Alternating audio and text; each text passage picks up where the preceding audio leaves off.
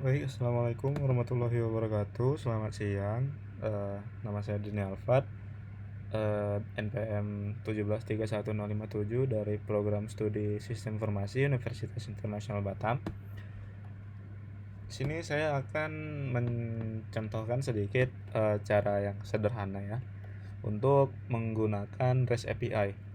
Jadi di sini saya menggunakan bahasa pemrograman PHP. Saya sudah siapkan di sini ada 4 data dalam tabel mahasiswa ya. Di sini kita akan mengerjakan data tentang mahasiswa. Dan yang pertama sekali kita buat folder. Saya punya folder API yang di dalamnya itu ada folder config dan folder mahasiswa. Nah, pertama sekali kita akan mengkoneksikan database kita. Jadi seperti ini baris kodenya. Kemudian kita bisa lanjut untuk yang pertama sekali kita buat file .php karena kita ingin menampilkan data dari database ke dalam bentuk JSON. Nah, yang pertama sekali kita perlukan yaitu kita memanggil koneksi tadi ya, config connect.php. Kemudian kita siapin query-nya,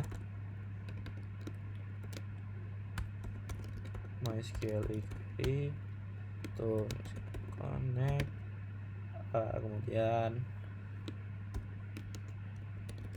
select all from mahasiswa. Nah, sudah, sini kita siapin satu array untuk nanti kita menampung semua datanya. Oke, baik. Kemudian file $o itu MySQL fetch array dari query tadi. Nah, sini kita buat satu lagi array untuk menampung sementara.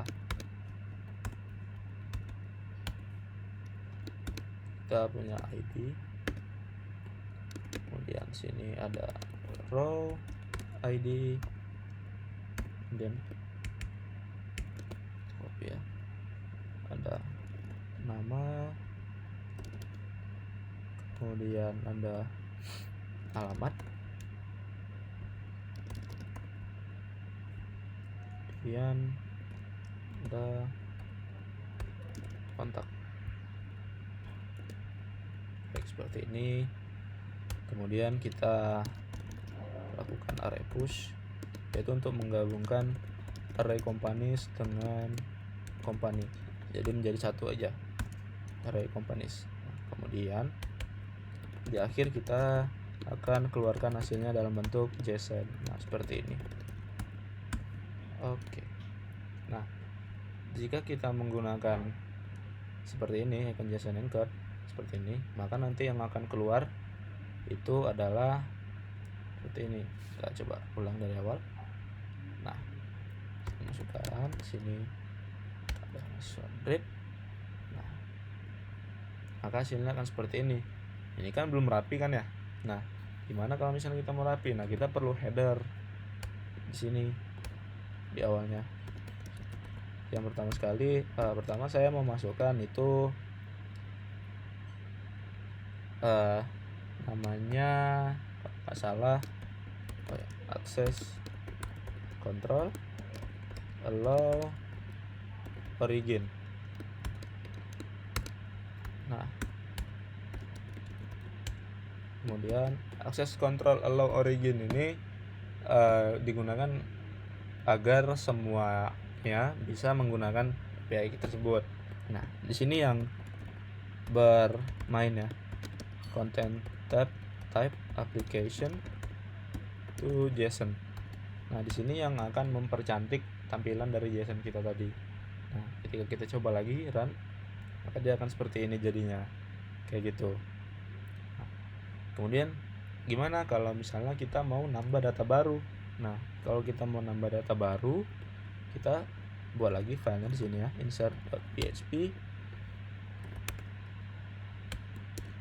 Nah, sekali jangan lupa tadi kita butuh yang ini juga ya, kita copy aja semua sini. Nah, Kemudian kita buat dulu variabel data yang akan mengambil inputan dari nanti postman-nya nanti kayak gitu. Nah, kita akan buat di sini kalau nggak salah itu dia JSON decode file get contents di sini bukan PHP input. Nah, seperti ini. Kemudian kita akan set ada nama, kemudian ini dari data nama, ada alamat dari data alamat, kemudian ada kontak dari $data kontak. Nah, seperti ini. Kemudian kita siapin query-nya, yaitu MySQL query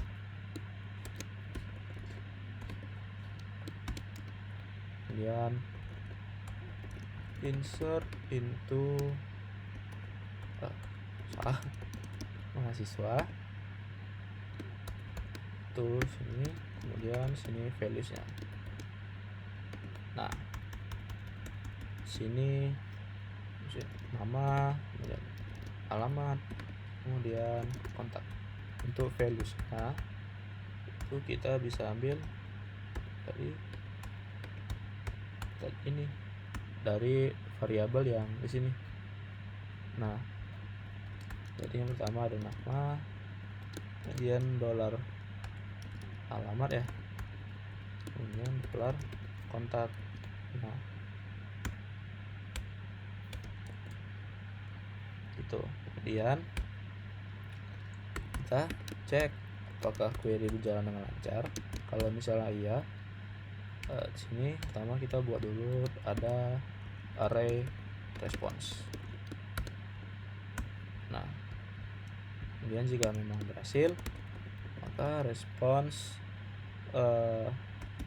pertama ada error ya, itu kita buatnya false. Kemudian satu lagi itu message. Nah, pesannya nanti apa? Misalnya dia string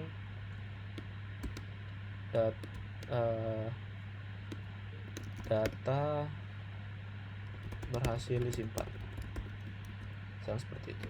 Nah, bagaimana jika dia gagal? Maka response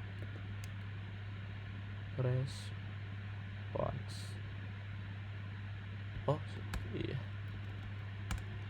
Nah, bagaimana jika dia gagal? Sama tadi seperti ini.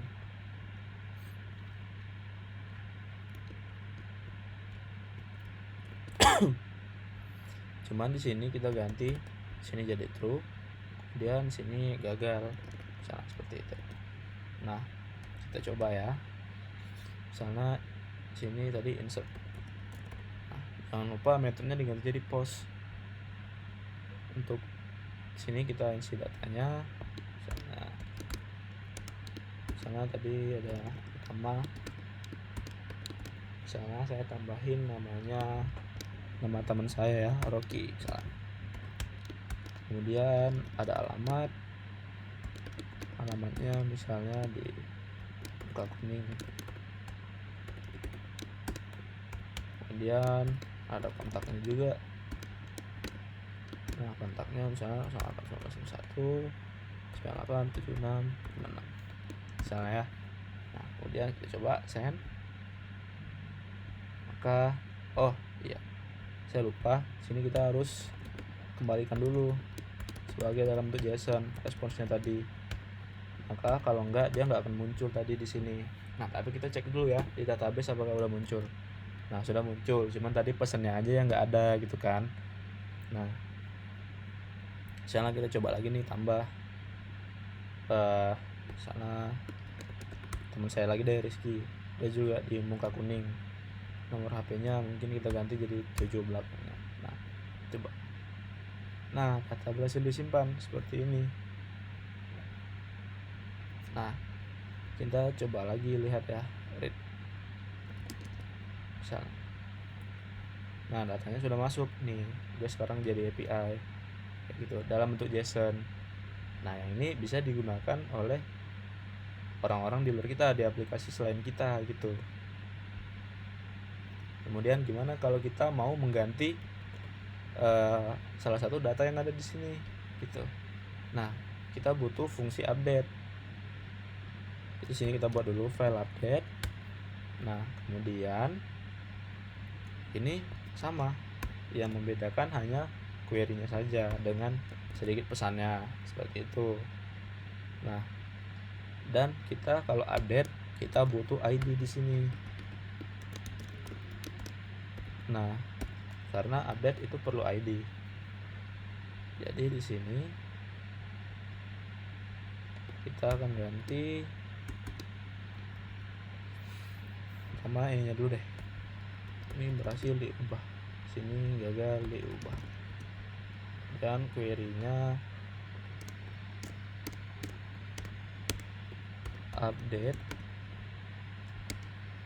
table mahasiswa, kemudian set tadi pertama nama ya, nama itu sini, kemudian ada alamat,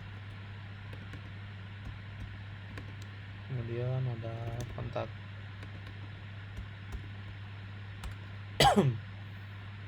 Nah, di sini kita masukin dolar nama, dolar alamat, kemudian daftar kontak, di mana ID-nya itu dari ID itu. Nah, seperti ini. Jadi ketika kita coba lagi ya, misalnya kita mau update, yang ini nih, yang ini Wiranto Mahendra. Kalau kita mau hilangin nama panjangnya gitu, misalnya sini kita perlu ID. Dia ID-nya tadi 4. Nah, ID-nya 4.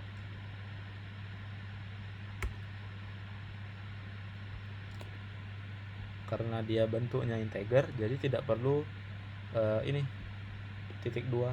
Itu nggak apa-apa, nggak usah. Misalnya namanya Wiranto aja, terus rumahnya tadi diganti jadi misalnya di Barelang ya,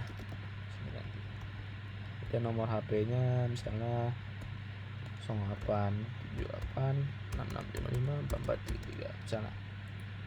Jangan lupa untuk update itu kita bisa gunakan dua metode, ada put sama patch. Nah, saya menggunakan put, misalnya put ini update. Kita coba data berhasil diubah, kita coba lihat ya, maka datanya berhasil berubah nih, Wiranto dengan nomornya juga sekali. Kemudian gimana kalau misalnya kita mau menghapus data? Nah, menghapus data itu kita perlu satu lagi, file delete di sini. Sama seperti ini juga, cuman bedanya lagi di query dan data yang diperlukan seperti itu. Data berhasil dihapus, data gagal dihapus. Nah, untuk query-nya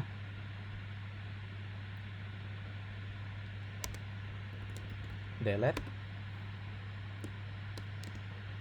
mahasiswa where ID sama dengan sini tadi bakal jadi $ID. Nah, $ID tadi kan dari sini nih, cuman kan kita mau delete aja, berarti ini kita nggak perlukan dulu, kita hapus aja untuk delete. Berarti di sini yang kita perlukan cuman ID doang. Nah, di sini kita bisa ambil data ID-nya. Nah, gini.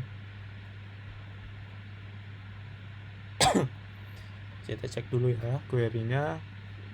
delete mahasiswa where id sama dengan $id. Nah sekarang kita coba nih, karena kita mau delete berarti kita cuma perlu id-nya doang. Coba kita mau delete yang id 6 ini, sana id 6.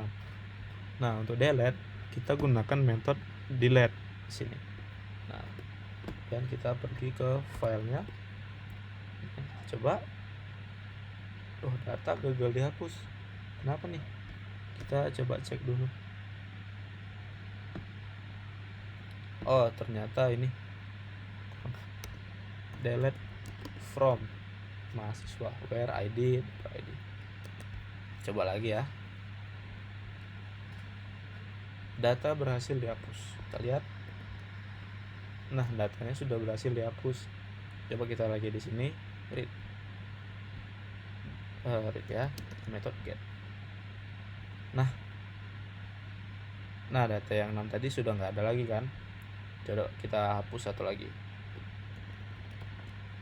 Kita coba hapus satu lagi, misalnya id-nya 5. Kita hapus, data berhasil ya dihapus. Kita cek lagi di read.php. Nah jadi sisa kembali 4 data yang seperti awal tadi. Jadi kita udah tambah.